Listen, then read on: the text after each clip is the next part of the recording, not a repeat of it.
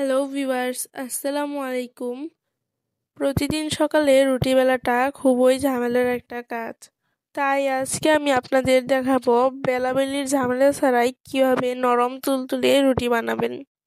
এখন আমি একটি মিক্সিং বলে নিয়ে নিব 2 কাপ পরিমাণ ময়দা। এতে দিয়ে দিব স্বাদ মতো লবণ এবং পেঁয়াজের পাতা কুচি এবং সামান্য পরিমাণ পানি দিয়ে গুলতে থাকবো। ময়দাটায় একটু একটু করে পানি দিয়ে গুলতে হবে।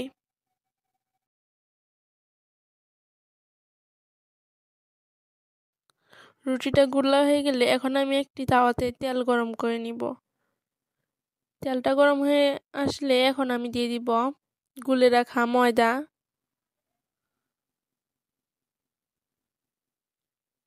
এখানে 3 চামচের মতো আমি গুলে রাখা ময়দা দিয়ে দিচ্ছি।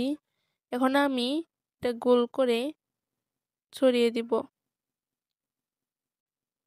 এক পাশে রুটিটা হয়ে গেলে এখন আমি রুটিটা উল্টে দিব। এভাবে আমি সবগুলো রুটি ভেজে নিব।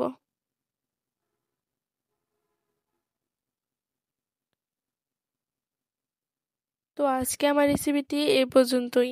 আপনারা সবাই ভালো থাকবেন এবং আমার চ্যানেলটি সাবস্ক্রাইব করে দিবেন। আর আমার আজকের এই রেসিপি কেমন লাগলো অবশ্যই কমেন্ট বক্সে জানাবেন। আল্লাহ হাফেজ।